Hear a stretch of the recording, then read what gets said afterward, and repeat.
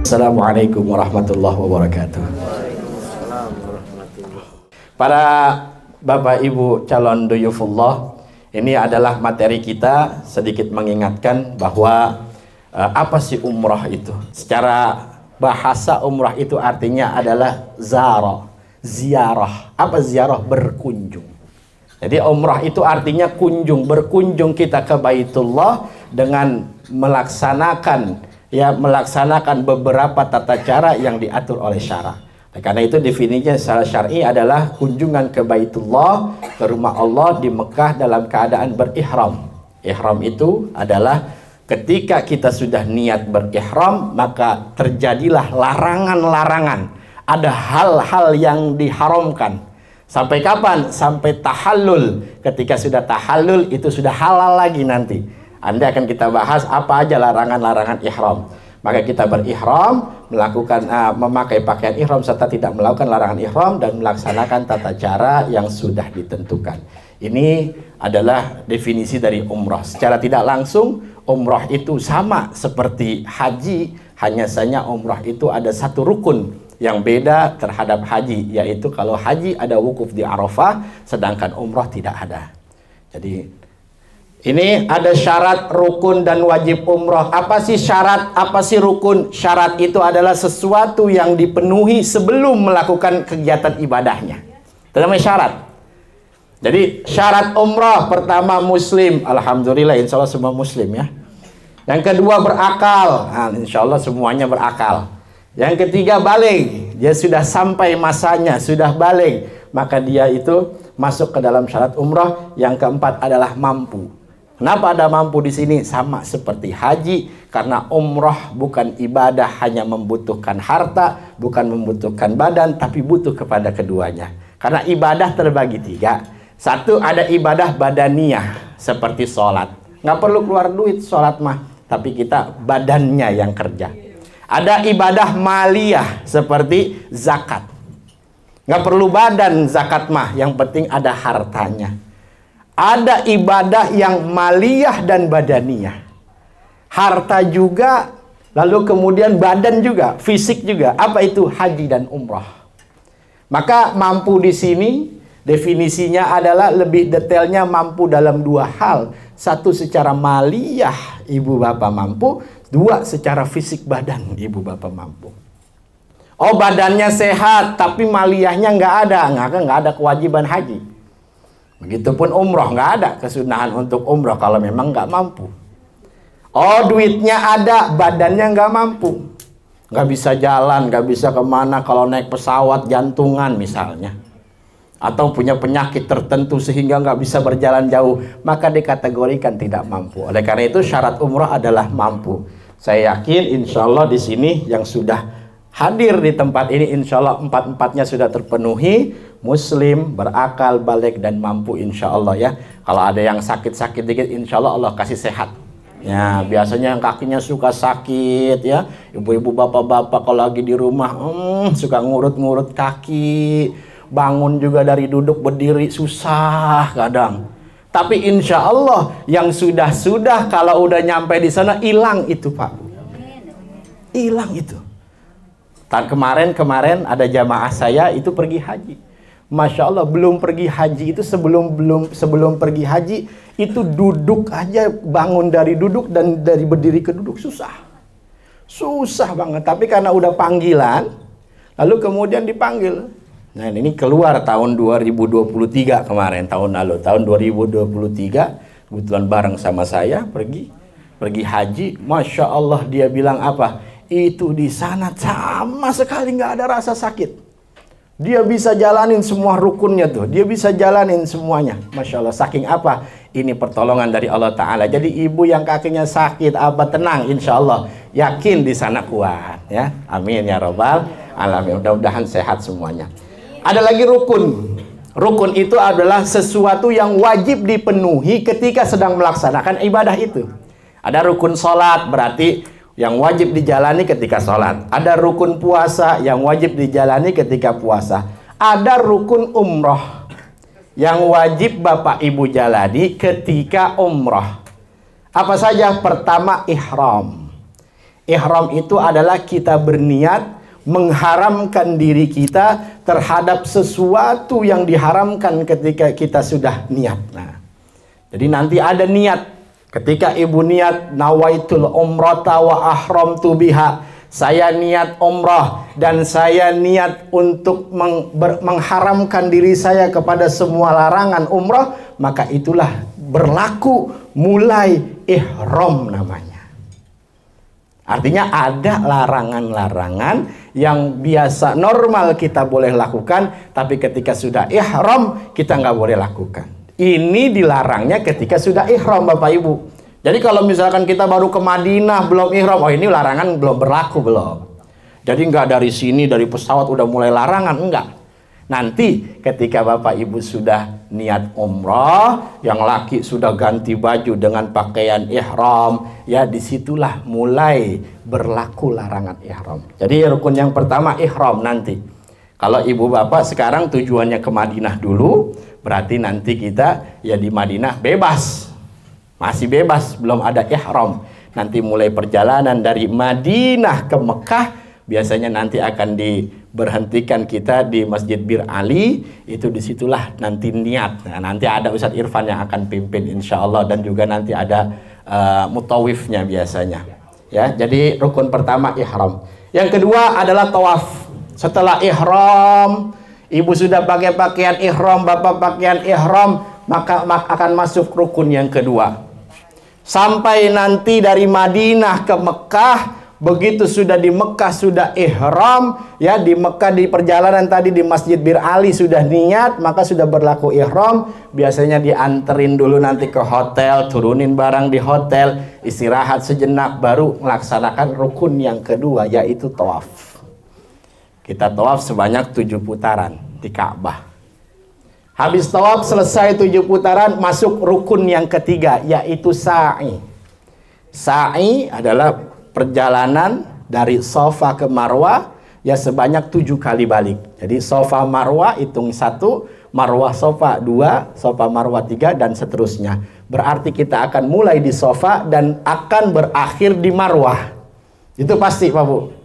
Kalau kita mulai di Safa berakhir di Safa, berarti salah hitung berarti. Nah, kalau nggak 6, 8 itu berarti kelebihan. Maka ingetin, mulainya di Safa, berakhirnya sudah pasti di Marwah. Jadi Safa Marwah 1, Marwah Safa 2, terus sampai ke 7 itu nanti berakhir kita di Marwah. Itu rukun yang ketiga, sa'i. Yang keempat adalah tahallul. Setelah sa'i baru kita tahallul. Tahallul itu apa? Yang tadinya kita ihram, kita tadinya melaksanakan hal-hal yang diharamkan, maka tahallul menjadi halal kembali. Biasanya yang kalau laki-laki berupa potong rambut, ya lebih afdolnya itu botak semuanya, dihabiskan. Ya itu sunnahnya. Kalau misalkan perempuan, nanti sunnahnya adalah sepanjang jari, nah, dipotong rambutnya. Setelah selesai sa'i, pas di Marwah, boleh. Kalau yang bawa gunting, langsung gunting aja. Ya minta tolong guntingin, boleh. Yang laki juga sama, kalau nggak mau botak, langsung gunting, selesai. Tapi kalau yang mau botak, jangan langsung gunting. Kita jangan tahallul dulu tuh. Kemana? Ke tukang cukur misalnya. Atau bawa, silet sendiri, mau botakin sendiri, itu juga boleh. Dan itu adalah sudah masuk kepada rukun yang terakhir, tahallul. Yang terakhir adalah tertib. Tertib itu tidak mendahulukan antara yang satu dengan yang lain. Susunannya ihram, setelah ihram ibu tawaf, setelah tawaf sa'i, dan setelah sa'i tahallul. Selesailah rangkaian ibadah umrah. Sesimpel itu umrah, Bu. Makanya umrah itu ada yang orang sehari bisa bikin 2 kali umrah, ada yang sehari bisa bikin 3 kali umrah, karena ya memang ini aja. Dia ihram, nanti ihramnya di mikot, ya. Makanya ada wajib umrah. Apa wajib umrah? Memulai ihram dari mikot. Mikot adalah titik-titik perbatasan tanah haram Mekah, di mana ibu kalau mau niat ihram, niat umrah itu harus di mikot, ada tempat-tempatnya. Kalau dari Madinah, nanti ibu akan diberhentikan di Bir Ali. Disitulah ibu bapak sekalian akan dituntun untuk mengambil miqat atau berihram di situ. Niat nanti di situ. Makanya memulai ihram dari miqat itu adalah masuk di wajib umroh. Apa bedanya rukun dengan wajib umroh? Kalau rukun kita tidak laksanakan, maka umrohnya tidak sah. Ingat, kalau rukun satu aja kita nggak laksanakan, apa itu ihram kita nggak laksanakan, atau tawaf kita nggak laksanakan, atau sa'i kita nggak laksanakan, atau tahallul kita nggak laksanakan, maka umrohnya tidak sah. Tapi kalau wajib umroh ini apa? Wajib umroh kalau seandainya kita tinggalkan, maka masih sah dia punya umroh, tapi wajib bayar dam. Nah, wajib bayar dam, kena kafarat. Biasanya nanti bayar 1 ekor kambing. Misalnya ada yang memulai ihramnya nggak di mikot, dia niatnya di mikot. Ketika sampai mikot, ya harusnya yang laki-laki sudah pakai ihram, kain ihramnya semua ditelanjangin harusnya, ya nggak boleh tuh Pak, pakai celana dalam, udah nggak boleh. Ya, lalu kemudian terjadi misal kelupaan. Udah ganti pakai ihram, masih pakai kolor.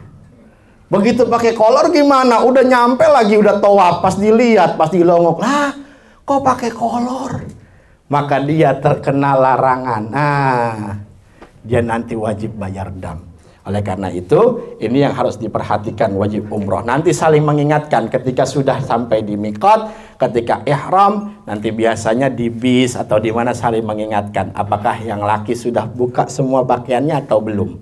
Nah, karena ini yang biasa terjadi, yang sangat biasa. Kalau perempuan nggak ada, perempuan mah harus pakai pakaian biasa boleh. Nah, hal-hal yang dilakukan sebelum ihram, apa aja sih kita yang dilakukan sebelum ihram? Maka ini disebutnya adalah sunnah sebelum melakukan ihram. Ingat, hukumnya sunnah. Nih yang ibu bapak baca di sini semua, ini hukumnya sunnah. Jadi ini semua hukumnya sunnah. Kalau nggak dilakuin gimana? Nggak apa-apa, tetap sah. Tapi sebaiknya karena kita ibadah, kita lakuin. Satu yang memang harus kita lakukan, sunnah kita lakukan ketika ihram, pertama disunnahkan untuk mandi besar. Mandi besar itu bukan mandi hadas besar, bukan. Tapi kita mandi seolah-olah seperti mandi hadas besar. Kita niatnya apa? Dalam hati aja ngomong bahasa Indonesia. Aku niat mandi ihram. Aku niat mandi sunnah ihram. Jadi sudah terpenuhi mandi sebelum. Dan biasanya mandi ini dilakukannya nanti ya, kalau misalkan di Bir Ali ada tempat untuk mandi, bisa dilakukan di situ. Seandainya nggak memungkinkan pun dari hotel biasanya sudah niat. Jadi ini dilakukan sebelum kita menggunakan pakaian ihram. Belum nih, kita belum niat ihram nih, belum niat umrah ini mah nih. Jadi biasanya dari Madinah terakhir nih diumumin hari ini kita berangkat ke Mekah, berarti nanti ibu bapak sudah akan melaksanakan umroh nanti. Niatnya nanti pas di jalan di Masjid Bir Ali. Nah sebelum itu ketika di Bir Ali takutnya nggak bisa mandi, di hotel bapak ibu bisa mandi langsung niat sunnah ihram. Aku niat mandi sunnah ihram, jadi seperti itu aja. Yang kedua, membersihkan badan sebelum ihram. Sekali lagi saya ingatkan, sebelum ihram. Artinya sebelum kita niat ini, membersihkan badan. Apa aja bentuknya? Satu, potong kuku. Yang kukunya panjang-panjang potong. Mau dari sekarang nggak apa-apa. Ya. Kedua, menipiskan kumis. Ya, yang udah mulai panjang-panjang kumisnya, ngeganggu sekiranya ditipisin. Ketiga, mencukur bulu ketiak. Potong semua aja Pak, habisin aja bebuluan. Bulu-bulu ketiak, mohon maaf, bulu kemaluan, potong aja, habisin semua. Bersihin semuanya. Ya, mencukur bulu kemaluan yang terakhir. Maka ini adalah sunnah. Sunnahnya memang ketika sebelum kita ihram. Nanti pas enaknya pas ngelakuinnya sekalian mandi. Ya, setelah mandi, bapak ibu potong kukunya, potong bulu keteknya, potong bulu kemaluannya, bersihin semuanya. Yang ketiga, pakai minyak wangi di badan. Ingat, pakai minyak wangi ini sebelum ihram. Jadi belum niat belum. Ini masih di hotel nih pakainya nih. Ibu bapak nanti di Madinah masih di hotel, belum niat ihram dan belum berhenti Bir Ali belum. Karena salah satu larangan ketika ibu bapak nanti pakai pakaian ihram, sudah niat untuk berihram dan untuk umroh, maka pakai minyak wangi termasuk dilarang. Jadi bapak harus pakainya sebelum ihram. Jadi ketika di hotel nanti sudah pakai minyak wangi. Ya. Ini khusus bagi laki saja ya. Yang terakhir ini adalah untuk laki-laki memakai pakaian ihram. Sedangkan untuk perempuan tidak ada pakaian khusus ketika ihram. Nggak ada. Pakai baju putih gimana? Boleh. Selain putih boleh juga, Bu. Oh, saya nggak mau putih, nggak pede, takut nerawang atau apa. Saya maunya hitam aja, boleh. Memang afdolnya, lebih bagusnya adalah pakaiannya berwarna putih. Nah, tapi seandainya pun kalau nggak ada putih nggak apa-apa. Tapi kalau laki wajib putih dan wajib ihramnya itu 2 lembar kain. Satu dijadikan izar, disebutnya dijadikan sarung.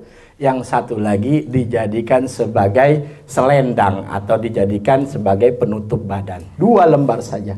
Kalau perempuan tidak ada. Sampai sini ada yang mau ditanyain? Ada mungkin yang nggak jelas, saya bingung gimana itu maksudnya. Nah, gimana? Silakan. Saya mau nanya. Nah, silakan.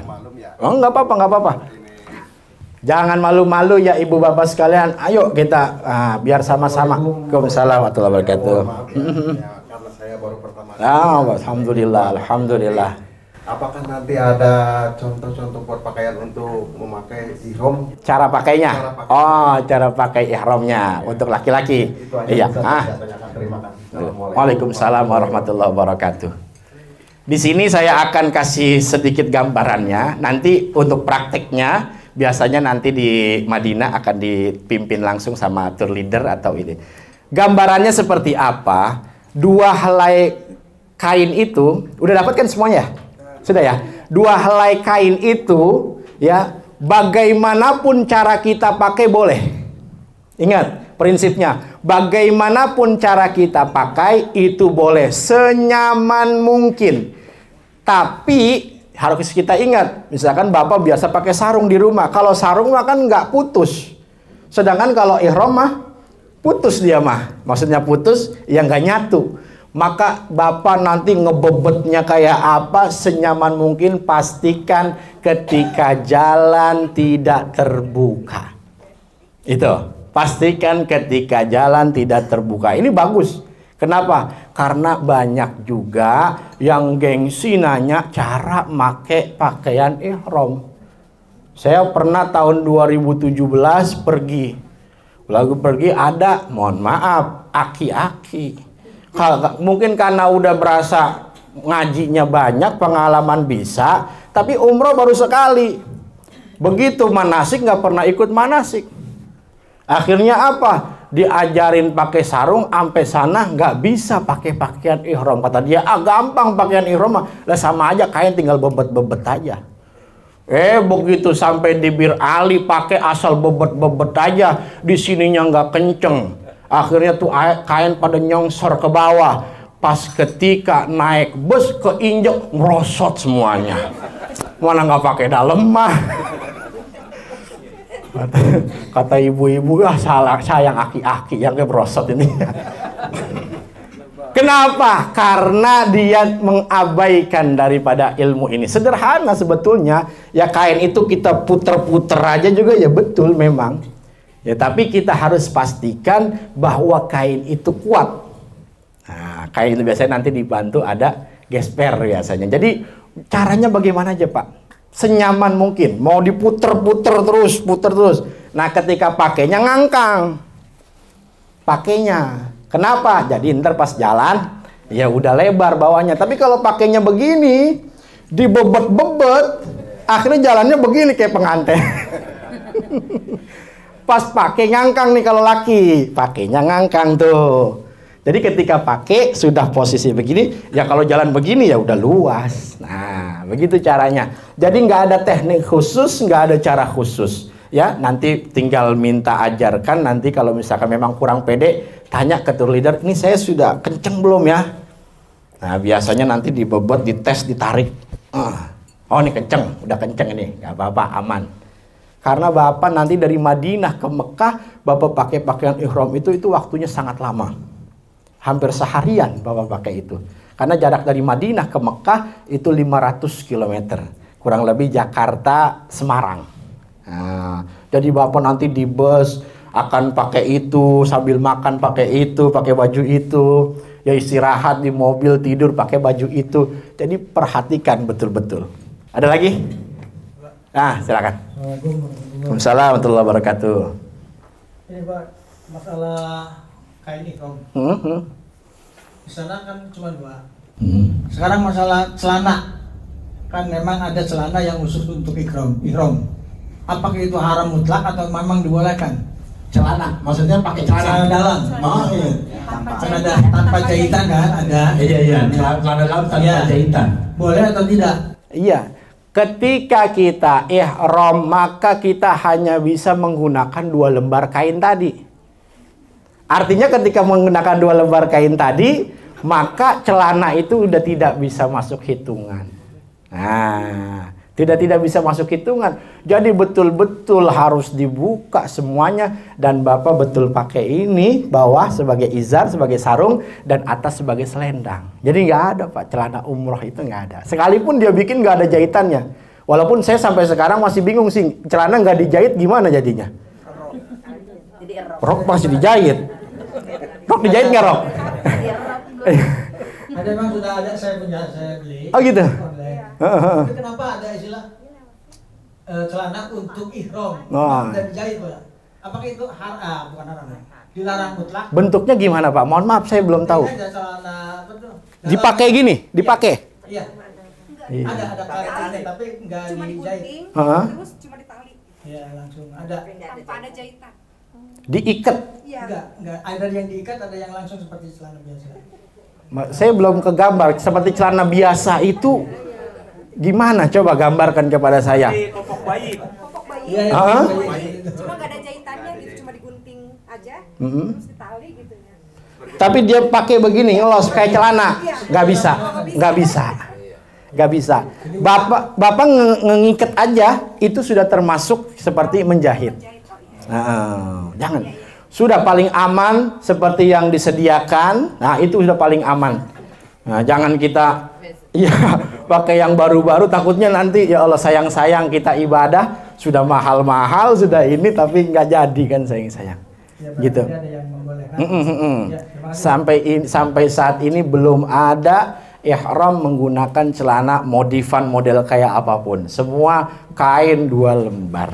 Nah, semua kain 2 lembar. Ada lagi? Nah, itu kalau saran saya jangan dipakai Pak. Kalau saran saya jangan. Nah, takutnya kita sayang-sayang sudah mahal-mahal kita ibadah jauh-jauh. Ada lagi? Ingat, ini adalah larangan ketika sudah masuk ihram. Nah, ini yang harus kita perhatikan dengan seksama. Bapak Ibu sekalian, ya mungkin yang baru pertama kali umroh, ini yang harus Bapak Ibu perhatikan dari sekarang.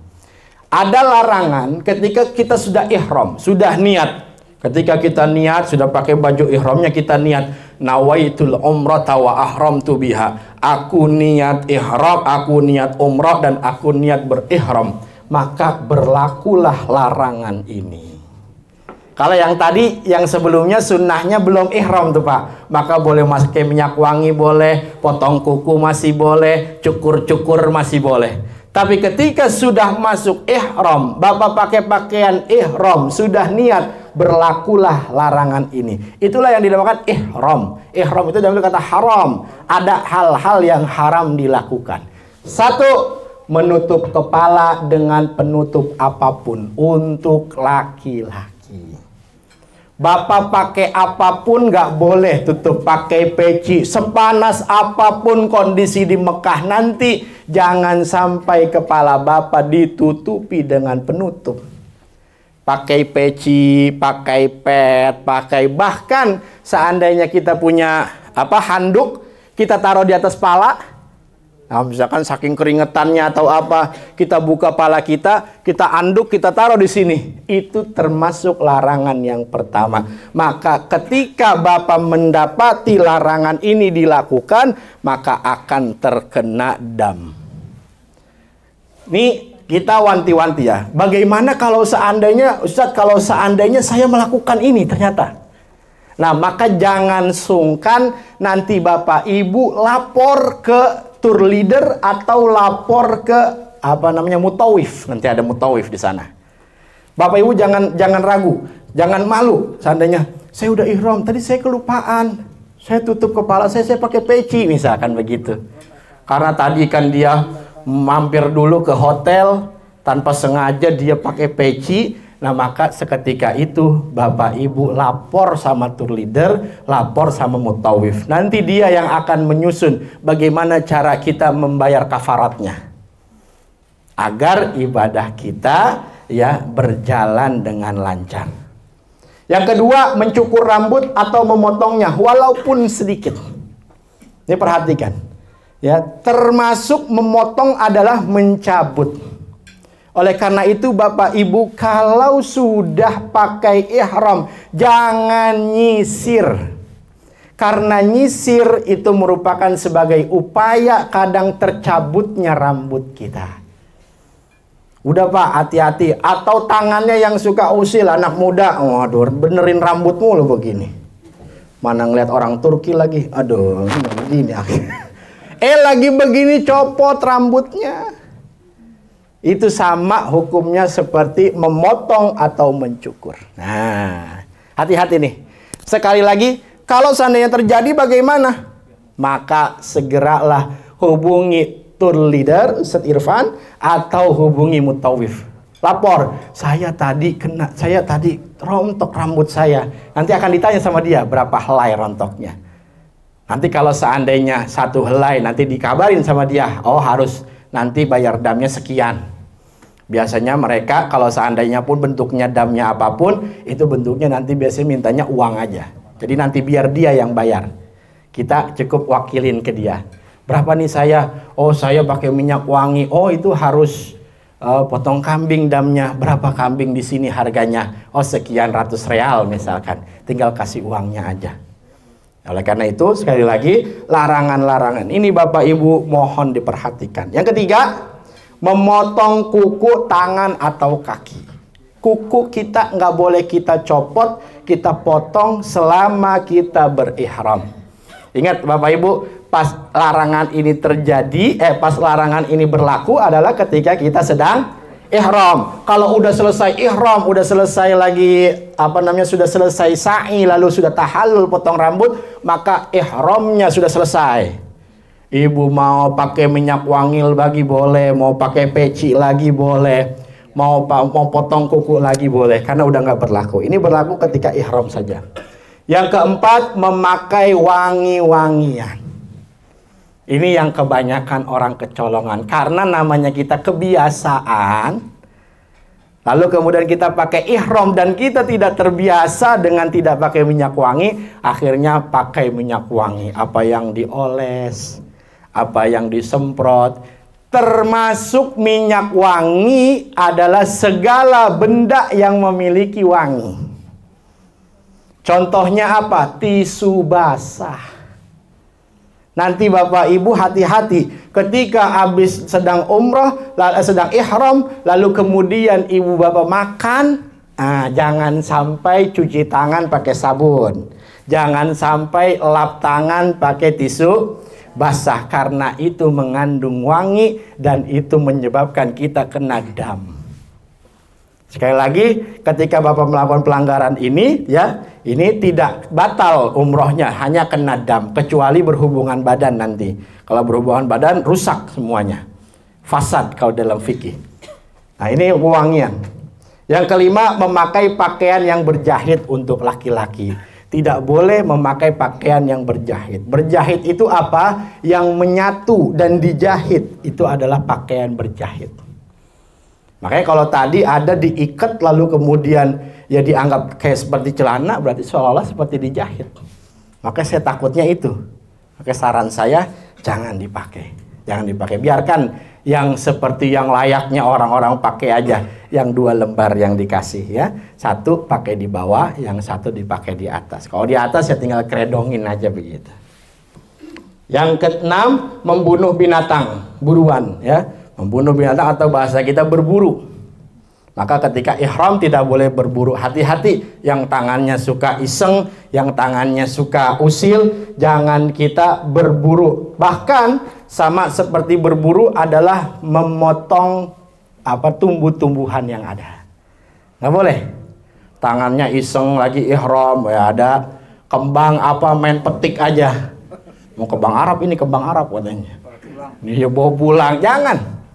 Ada burung-burung dara, karena biasa nangkep di rumah, akhirnya dia tangkep aja burung dara, jangan. Biarin aja udah, biarin aja. Dilarang membunuh binatang buruan atau berburu. Ketujuh, berhubungan suami istri, berjima. Berjima dilarang ya. Kalau seandainya gandeng tangan gimana? Boleh. Gandeng tangan boleh, yang nggak boleh benar-benar mutlak berjima, berhubungan badan ya. Iltiqaul khitanaini, sampai bertemunya 2 khitan. Kemaluan bapak sama kemaluan ibu ketemu, maka itu termasuknya hubungan suami istri. Fasad, ibu punya umrah kalau ketika itu. Yang ke-8 adalah melaksanakan akad nikah atau melamar dalam keadaan ihram. Kalau akad nikah di Masjidil Haram boleh nggak? Ya boleh aja, asal jangan ihram. Ya, misalkan ada orang akad di pinggir-pinggiran, di emperan kali, sambil wali perempuannya dengan si lakinya dia akad nikah di situ, itu sah. Tapi tidak dengan dalam keadaan ihram. Ada yang mau ditanya? Silakan. Cintanya Pak, pengikat pinggang itu yang dibagi itu. Iya. Ada jahitannya, ada kantongnya. Hukumnya bagaimana? Oh, itu enggak termasuk kantong. Itu enggak termasuk jahitan, enggak. Itu dia itu adalah bukan dijahit. Jadi itu dia ditempel sebetulnya. Jadi dia ditempel. Kan ada jahitan pinggirannya, itu bukan termasuk dijahit. Maksud pakaian dijahit itu, Pak, bukan pakaiannya nggak boleh ada benang jahitnya. Loh, kalau itu mah yang kain ihram kita juga ada jahitannya nggak? Ya, ada jahitan semuanya. Maksud jahit adalah tidak boleh itu dia punya sarung bertemu lalu kemudian dipatenin, diikat. Nah, nggak boleh. Makanya kalau dibebet, nah nanti dia digulung aja.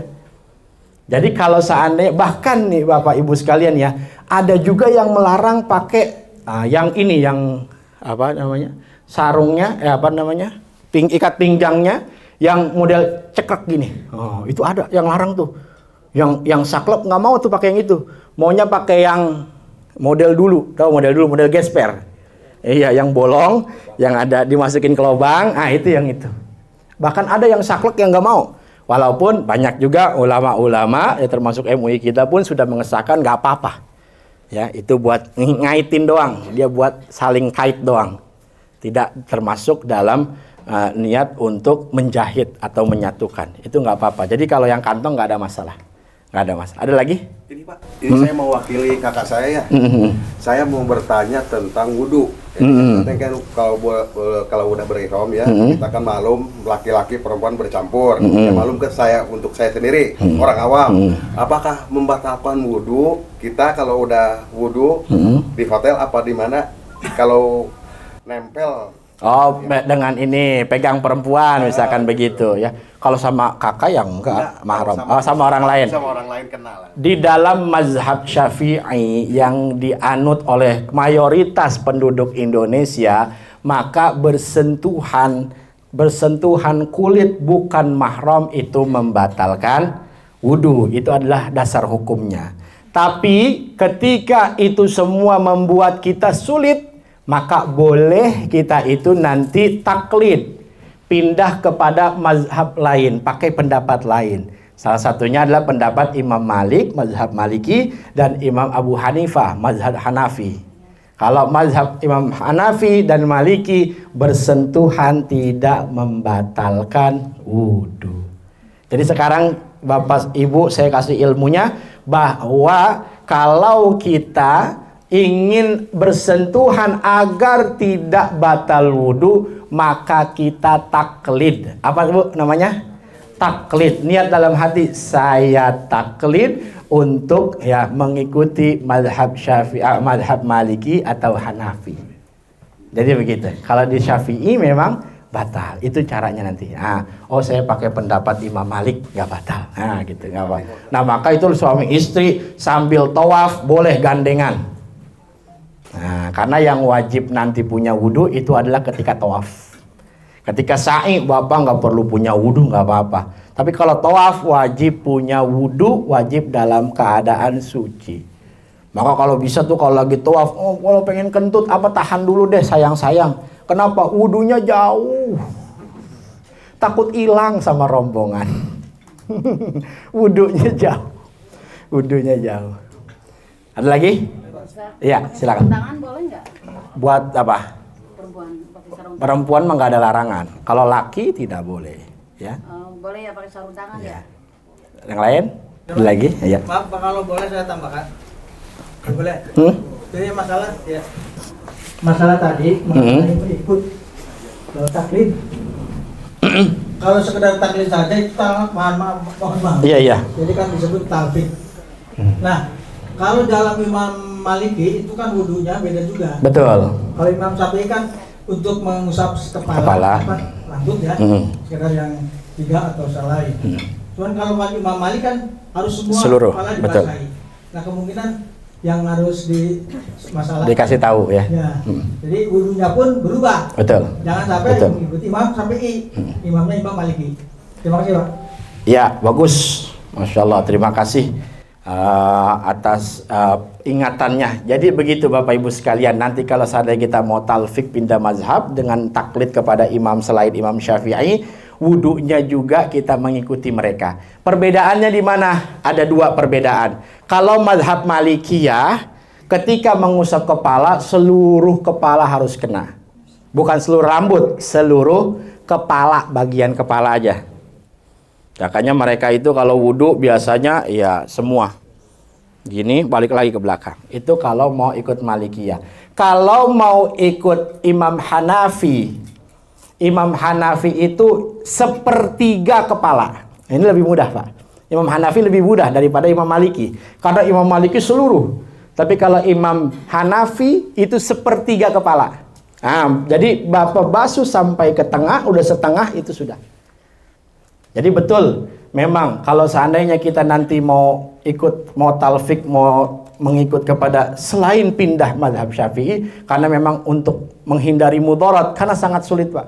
Saya beberapa kali juga sama, saya punya kawan-kawan yang memang mereka itu di pesantren-pesantren suka bahasul masalah segala macam, mereka pakai, oh nggak usah taklid, nggak usah talfik. Kita cukup aja pakai mazhab Syafi'i, karena ada juga pendapat Syafi'i yang mengatakan yang batal itu yang menyentuh, bukan yang disentuh, katanya gitu. Batal lamis duna malmus, yang batal yang nyentuh, bukan sentuh. Tetap kata saya, kalau seandainya bapak ibu bawa istri kan nggak mungkin nggak niat pegang. Begitu ya. Maka ini sesuatu yang memang sangat butuh kita kepada untuk pindah. Nah, jadi manfaatkan ilmu yang ada. Ingat yang tadi, kalau kita mau ikut mazhab Abu Hanifah, nanti ketika wudhunya 1/3 kepala harus kena. Kalau ikut mazhab Maliki, semua kepala harus kena. Itu aja. Jadi nanti batalnya pun mengikuti kepada pendapat mereka. Ada lagi? Nggak ada? Ya, ini adalah gambaran pakaian ihram. Untuk laki-laki 2 lembar kain berwarna putih yang tidak berjahit, atau biasa kita sebut dengan kain ihram. Itu yang sudah dibagi kepada Bapak Ibu sekalian, maka itu adalah kain ihram yang terbaik dan menurut yang sah menurut 4 mazhab, seperti itu kain ihramnya. Untuk perempuan pakaiannya biasa, menutup semua aurat kecuali muka dan kedua telapak tangan. Jadi dua telapak tangan itu ketika ihram kita nggak boleh ditutup. Muka juga sama. Jadi nggak boleh pakai cadar dan nggak boleh pakai sarung tangan. Tadi makanya saya belum jelasin karena ini ada ya. Muka nggak boleh ditutup, tangan nggak boleh ditutup. Yang mana sih telapak tangan? Kedua tangan itu ini. Nah, jadi kita harus kelihatan. Makanya nanti Bapak Ibu sekalian, Ibu akan temukan itu perempuan semua tangannya terbuka. Sedangkan kita nanti di ketika tawaf itu berdempet-dempetan, khawatirnya bersentuhan. Sedangkan tawaf itu butuh kepada suci. Beda sama sa'i. Kalau sa'i nggak butuh suci. Jadi kalau tawaf kita butuh kepada suci, harus suci. Baik dari hadas besar maupun hadas kecil. Kalau Bapak tawaf, ketika tawaf lalu kemudian batal wudu, harus wudu kembali. Baru lanjut lagi tawafnya. Dan ini sangat mudorot, sangat sulit. Kenapa? Karena tempat wudunya nggak seperti masjid di kampung kita. Di dalam tempat sholat, di samping tempat wudu. Kalau di Mekah, Bapak Ibu jangankan yang tua, yang muda aja bisa keder. Tahu keder? Orang Betawi bilangnya keder. Iya, jangan yang muda, yang tua. Jangan yang tua, yang muda aja bisa keder. Dari ke Mekah dia ke tempat wudu, balik-balik bisa nggak ke tempat, bisa nggak ke Ka'bah itu. Balik-balik bisa kemana-mana, Masya Allah. Jadi seperti itu. Jadi pertahankan punya wudunya, pertahankan sucinya ketika tawaf. Bapak tawaf pengen kentut dikit, tahan aja. Kecuali kalau udah sa'i. Oh, kalau sa'i mah Bapak sambil lari-lari, sambil jalan, mau kentut prat-prat-prat, nggak apa-apa. Kata yang belakang, ih suara apa itu ya? Nggak taunya yang depan udah nggak tahan tadi, udah pengen kentut, lagi sa'i mah boleh. Ya, ini adalah sunnah-sunnah yang akan dilakukan nanti. Biasanya nanti ini dibimbing oleh mutawif maupun nanti ada tour leadernya, tadi Ustadz Irfan. Nah, ini salat sunnah ihram 2 rakaat kita lakukan sebelum niat. Sebelum niat biasanya sih udah pakai pakaian ihram tapi belum niat, sudah pakai pakaian doang, belum niat. Kalau belum niat itu belum berlaku ihramnya, larangan ihramnya belum berlaku. Sekalipun udah pakai pakaian. Misalkan Bapak di Madinah udah latihan, oh pakaian udah rapi bener pakai pakaian ihram, itu belum ihram namanya karena belum niat. Nanti sebelum niat maka Bapak Ibu disunnahkan sholat ihram 2 rakaat. Kalau dari Madinah nanti Ibu mau ke Mekah, berarti nanti akan diberhentikan di Bir Ali. Disitulah di masjid sunnah sholat 2 rakaat sebelum nanti niat untuk ihram. Kedua, baca istighfar, banyak-banyak baca istighfar, baca syahadat, baca sholawat, lalu kemudian membaca niat. Nawaitul umrata wa ahramtu biha lillahi ta'ala. Saya nggak bisa bahasa Arab, bahasa Indonesia boleh, karena niat itu adalah di hati. An-niyatu fil qalbi, niat itu adanya di hati. Wa talaffuzu biha sunnatun, ngomong niat itu hanya sunnah aja. Ya, jadi tempatnya di hati. Apa bacanya? Aku niat umrah dan aku berihram untuk umrah. Jadi nanti ibu bapak kalau lagi dibimbing, misalkan di bus atau nanti dibimbing sama mutawifnya, ayo bapak ibu niat nawaitu, itu jangan hanya mulutnya saja yang niat, tapi hatinya juga niat. Nawaitul umrata wa ahramtu biha lillahi ta'ala. Jadi ketika dibimbing niat umrah, itu hatinya juga harus niat. Atau labbaika Allahumma umratan, itu sudah jadi seperti yang diajarkan oleh Nabi Muhammad SAW. Beliau ketika ihram, beliau cukup membaca labbaikallahu umratan. Itu jadi. Baru setelah itu kesunahannya adalah banyak-banyak membaca talbiyah. Labbaikallahumma labbaik. Labbaika la syarika laka labbaik innal hamda wan ni'mata laka wal mulk la syarika lak. Coba bareng-bareng Bu. Labbaik Allahumma labbaik labbaika la syarika laka labbaik innal hamda wan ni'mata laka wal mulk la syarika lak. Ini dibaca sebanyak-banyaknya. Bapak nanti bapak ibu dari Madinah ke Mekah itu jarak masih jauh. Kalau naik bus ya nanti masih beberapa jam lagi. Nah, masih beberapa jam lagi. Sambil di mobil sambil banyak baca talbiyah. Ingat, ini semua hukumnya sunnah kecuali niat. Yang lain-lain hukumnya sunnah. Dan seluruh rukun-rukun di dalam umrah tidak ada bacaan yang wajib. Pahami? Di dalam rukun umrah maupun haji tidak ada bacaan yang wajib. Nanti saya kalau tawaf bacanya apa ya? Itu yang ibu dikasih di buku itu sunnah saja dibacanya. Ibu mau baca boleh, bagus. Bapak mau baca boleh, bagus. Nggak baca juga tetap sah tawafnya. Karena yang namanya haji umrah adalah ibadah badaniyah. Jadi fisik. Nah, lebih ke fisik. Nah, ini seperti ini contohnya. Ini ada bacaan-bacaan. Subhanallah walhamdulillah wala ilaha illallah wallahu akbar wala haula wala quwata illa billahil aliyyil azim. Itu adalah sun. Paham? Jadi tidak ada bacaan wajib. Jangan panik. Nanti saya baca apa ya? Lagi tawaf, aduh ketinggalan lagi. Biasanya kan nanti mutawifnya mimpin gitu ya. Oke ya. Mutawifnya kan mimpin biasanya tuh. Kita ketinggalan. Aduh, mana tuh bacaannya? Itu nggak apa-apa. Ibu mau pakai bahasa Arab boleh. Nggak pakai bahasa Arab, bahasa Indonesia boleh ibu. Sambil muter minta semua sama Allah urusan dunia akhirat. Bisa apa? Doa paling gampang, doa sapu jagat. Rabbana atina fid dunya hasanah wa fil akhirati hasanah wa qina azabar. Itu aja ibu bapak baca nggak apa-apa. Nggak baca diem aja, bengong aja sambil ngeliatin Ka'bah saking takjubnya.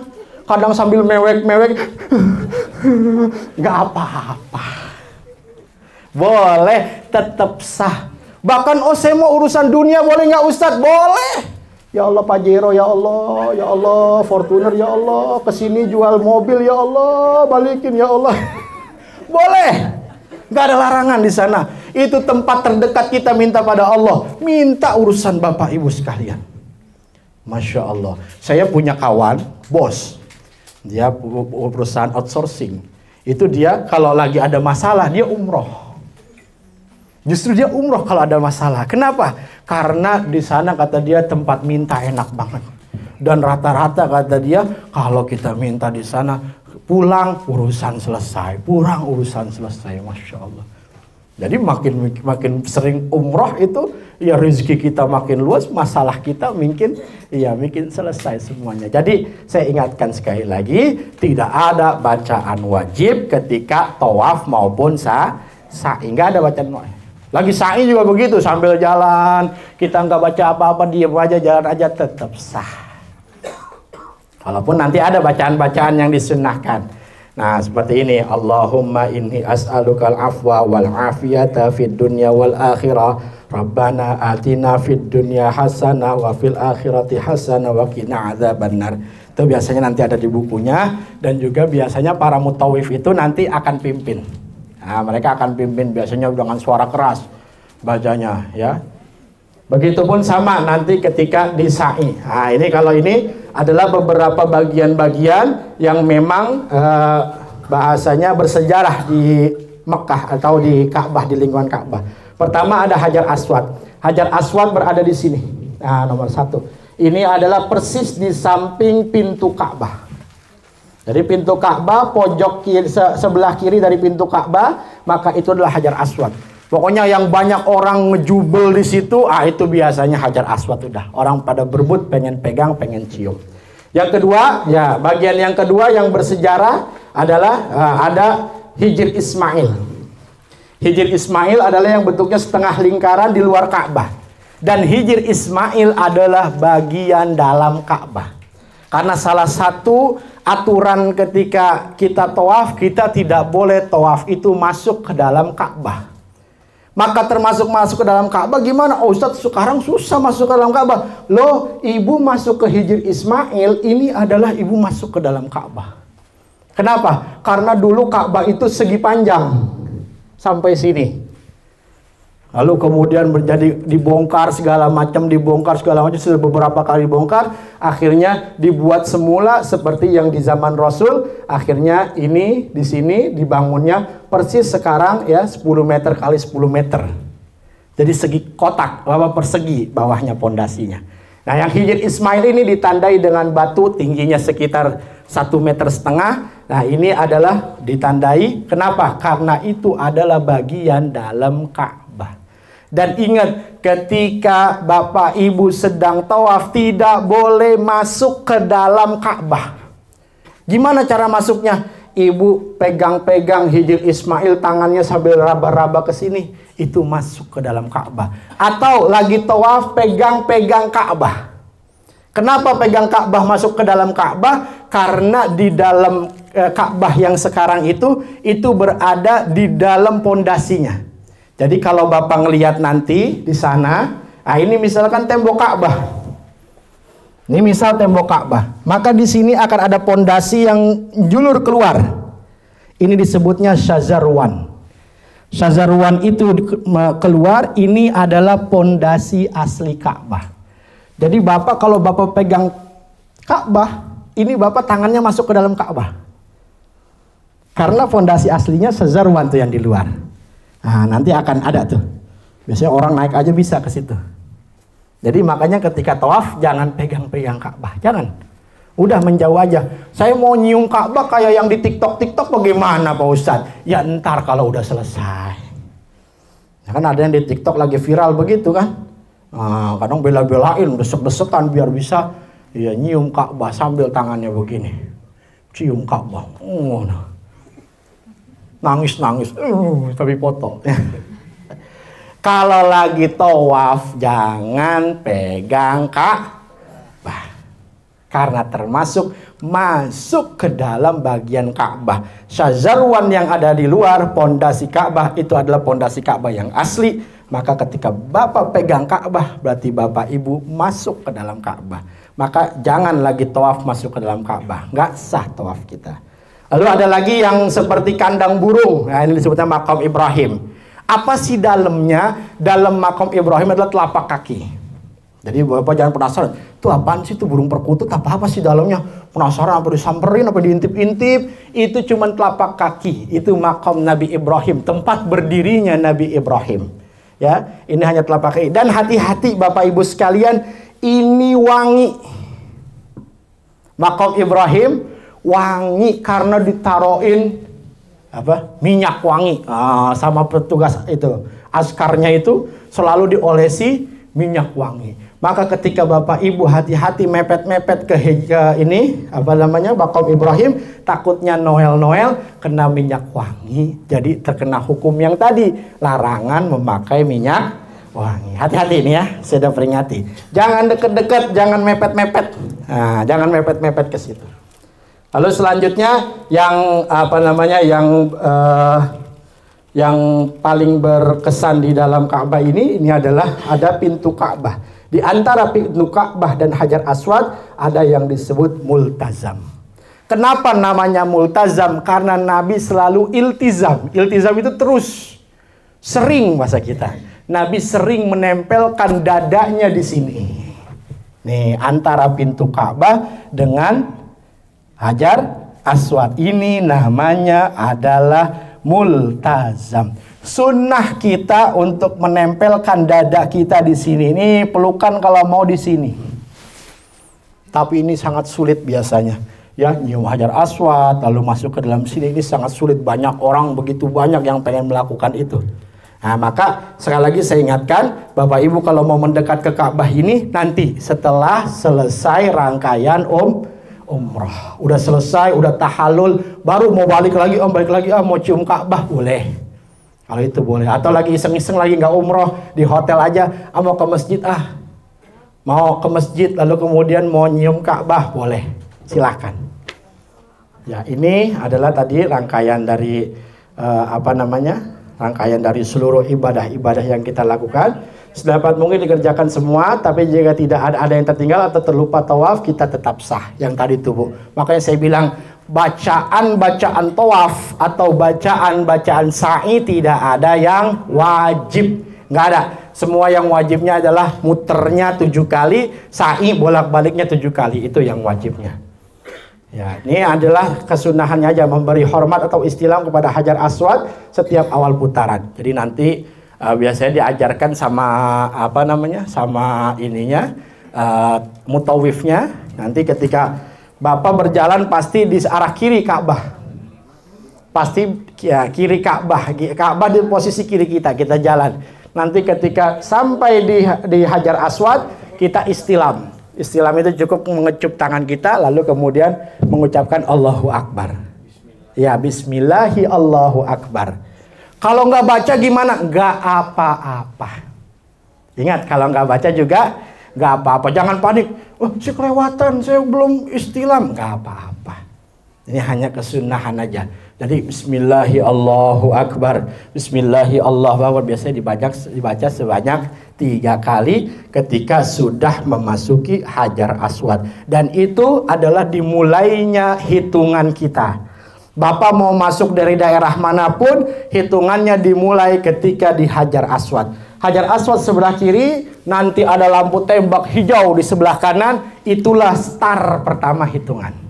Nah, terus sampai Hajar Aswad lagi ketemu, berarti baru 1. Hajar Aswad kedua ketemu, berarti 2 kali. Terus sampai 7 kali. Ya, khusus pria bahu kanan terbuka atau ittiba disebutnya. Ittiba itu ya bahu kanannya terbuka, kiri tutup, kanan terbuka. Kenapa kiri ditutup? Menghormati Ka'bah. Ya, jadi kita tutup. Jadi begini nyelendangnya. Kanannya terbuka, kirinya tutup. Ittiba ini disunnahkan hanya ketika tawaf. Sa'i tidak disunnahkan ittiba. Jadi Bapak mau kalau sa'i mau ditutup aja semuanya, ya itu nggak apa-apa. Apalagi nanti sa'inya memang di dalam indoor dan AC-nya begitu dingin, nah itu tutup aja enak. Ya, khusus pria berlari pada 3 putaran pertama, ini pun sunnah ya boleh, tapi biasanya agak sulit untuk berlari-lari karena memang agak padat. Ya, 4 mengucapkan doa pujian kepada Allah, salawat itu kita bebas saja. Bapak mau baca apa aja yang tadi saya ajarkan, mau minta urusan dunia akhirat pun silahkan. Nanti ada mutawif mimpin doa pun kita ikuti silahkan. Seandainya kita mau bikin umroh sendiri, nanti setelah bikin dari program travel, kita mau bikin sendiri, ya kita bingung baca apa, mau doa apapun itu boleh. Gak usah pakai bahasa Arab, bahasa Indonesia saja nggak apa-apa. 5 mengusap rukun yamani atau melambaikan tangan dari jauh tanpa dikecup sambil mengucap bismillah Allahu Akbar. Rukun yamani adalah sudut sebelum Hajar Aswad. Jadi kalau Hajar Aswad tadi di sebelah sini berarti sebelum Hajar Aswad ada sudut yang selatan, nah itu adalah rukun yamani. Kenapa disebut rukun yamani? Karena sudut itu mengarah ke arah Yaman. Maka dari rukun yamani sampai Hajar Aswad disunnahkan memperbanyak doa Rabbana atina fid dunya hasanah wa fil akhirati hasanah wa qina azabannar, terus sampai ibu ketemu dengan Hajar Aswad. 6 baca Rabbana fid dunya hasanah yang tadi saya ajarkan. 7 selesai 7 putaran sholat sunnah 2 rakaat di sekitar makam Ibrahim. Makam Ibrahim itu adalah yang tadi yang kandang kayak kandang burung. Nah itu nanti agak mundur nggak apa-apa, agak jauh, yang penting masih barisan makam Ibrahim, sholat di situ. Saya nggak dapat di makam Ibrahim, di mana aja boleh sholat 2 rakaat dan sholatnya pun sunnah. Jadi sholat sunnah tawaf disebutnya. Dilakukannya kapan? Setelah melakukan tawaf. Niatnya gimana? Aku niat sholat sunnah tawaf. Ketika takbir Allah, dalam hati aku niat sholat sunnah tawaf lillahi ta'ala. Ke-9, sunnah juga berdoa di 8, sunnah berdoa di multazam yang tadi ya, antara Hajar Aswad dengan pintu. Yang ke-9, minum air zam-zam. Nah, minum air zam-zam biasanya nanti habis dari sa'i, tawaf, ke sa'i, nanti banyak dirigen-dirigen yang jejer, minum dulu sunnah. Baca doanya, Allahumma inni as'aluka ilman nafi'an wa rizqan wasi'an wa shifaan min kulli da'in wa saqamin. Ini da'in wa saqamin. Ya, birahmatika ya arhamar rahimin. Atau nggak baca doa gimana? Nggak apa-apa. Kalau doanya maunya Allahumma barik lana fima razaqtana boleh. Mohon saya apalnya itu doang, doa makan, doa minum, Rabbana atina fid dunya hasanah, atau bawa bacanya apa namanya? Allahumma barik lana fima razaqtana boleh. Nggak baca doa juga nggak apa-apa. Baca bismillah juga nggak apa-apa. Nah, selesai maka rangkaian kita tawaf. Masuklah kita kepada sa'i. Next. Sa'i dimulai dari sofa. Nah, dimulai dari sofa. Nanti dari sofa Bapak Ibu disunahkan nanti apa namanya berdoa, mengucapkan takbir, menghadap kiblat boleh, menghadap Ka'bah boleh, ya. Tapi seandainya enggak pun enggak apa-apa. Sekali lagi enggak ada bacaan khusus. Jangan panik. Ini saya doanya apa ini? Jangan panik. Tidak ada bacaan wajib di dalam ibadah umrah dan haji. Cukup Bapak ke sofa atau ibu-ibu di sofa lalu berjalan menuju Marwah. Nah, boleh tanpa wudhu. Ingat, kalau sofa boleh nggak punya wudhu. Ya, boleh sambil makan dan minum. Boleh ngaso dulu, istirahat. Capek banget, encok, duduk dulu. Duduk dulu boleh. Nggak apa-apa. Tapi kalau biasanya kalau lagi bareng-bareng, takut ketinggalan rombongan ya, maka nggak bisa istirahat, jalan terus dah. Nah nanti boleh kalau seandainya mengadakan umroh sendiri gitu ya, mau sendirian, mau iseng-iseng jalan, niat mikot nanti lalu kemudian tawaf, sa'i, ngaso dulu boleh. Pakai kursi roda boleh, atau pakai skuter. Nah, sekarang ada di lantai paling atas disediakan sama pengurus itu skuter. Nah, skuter itu boleh nanti buat tawaf, buat sa'i boleh, buat tawaf doang boleh, buat sa'i doang boleh. Udah sa'i udah nggak kuat, gimana nih? Ke atas. Nah, ngapain? Nyewa skuter, enak, metik, ya, tinggal gas doang. Kayak naik motor, bolak-balik, selesai. Ya, dan juga boleh dilakukan oleh wanita yang haid. Nah, ini gambaran sofa marwah. Ini bukit sofanya ketika Bapak jalan, nanti ada lampu hijau. Di atas itu ada lampu hijau. Nah, paling sekitar 50 meter atau 70 meter lah panjangnya lampu hijau ini. Nah, ketika di lampu hijau ini disunahkan buat laki ya, disunahkan lari-lari kecil. Jadi begitu. Nah, di sini jalan, di sini sunnah lari-lari kecil. Sampai ke sini, nanti sini jalan lagi. Bacaannya apa? Nggak ada bacaan. Nanti kalau dipimpin Rabbighfir warham wa'fu wataqarrab, yaitu hanya sekedar doa-doa yang sunnah dibaca saja. Ya, misalkan ini Rabbighfir warham wa'fu wataqarrab watajawaz amma ta'lam innaka ta'lam ma la na'lam innaka antallahu azizul akram. Ini adalah bacaan sunnah yang biasa orang sa'i lakukan. Lalu kemudian ketika sudah mendekati bukit Sofa atau mendekati bukit Marwah, dia baca ini. Inna sofa wal marwata min sya'airillah faman hajjal baita aw i'tamara fala junaha alaihi ayyatawafa bihima faman tatawwa'a khairan fa innallaha syakirun alim. Ini dibaca ketika itu bukit sofanya tuh, bukit marwahnya tuh udah kelihatan. Baca ini inna sofa wal marwata. Ya, nanti biasanya dipimpin oleh mutawif. Setelah itu kita bertahallul. Nah, selesai di Marwah, selesai 7 putaran, kita bertahallul. Cukur, menggunting rambut kepala ya. Untuk laki-laki sunnahnya dihabis dibotak. Halak disebutnya kalau dalam fikih. Halak botak. Cukur botak semua. Kalau enggak gimana? Ya minimal banget 3 helai itu sudah sah menurut mazhab Syafi'i. Ambil sedikit, dipotong, itu sudah tahallul. Perempuan sunnahnya 1 ruas jari. Segini ambil ya, di bagian sini rambutnya boleh dipotong, lalu kemudian itu selesai dan itu namanya tahallul. Apa sih tahallul? Tahallul itu yang tadinya ihram kita, haram melakukan haram-haram, maka halal kembali. Ibu udah boleh pakai minyak wangi, boleh lagi gunting kuku, boleh lagi nyukur rambut, boleh lagi yang laki-laki pakai peci. Ke hotel kalau yang suami istri berduaan pengen berhubungan boleh. Nah, misalkan ada yang dapat kamar double ada, nggak ada ya? Ada suami istri ada ya? Nah, di situ mau berkah kali ini berhubungan di Mekah, nggak apa-apa, itu dilakukannya setelah nanti sudah tahallul. Ada yang mau tanyain?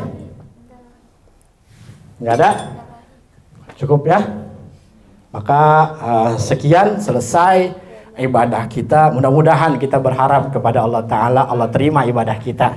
Mudah-mudahan ibu bapak semua pergi dalam keadaan sehat, pulang dalam keadaan sehat, dan menjadi umroh yang mabrurah. Amin ya rabbal alamin. Al-Fatihah. Bismillahirrahmanirrahim. Alhamdulillahirabbil alamin arrahmanir rahim maliki yaumiddin iyyaka na'budu wa iyyaka nasta'in ihdinas siratal mustaqim siratal ladzina an'amta 'alaihim ghairil maghdubi 'alaihim waladdallin amin. Itu saja dari saya, kurang lebihnya mohon maaf. Wassalamualaikum warahmatullahi wabarakatuh.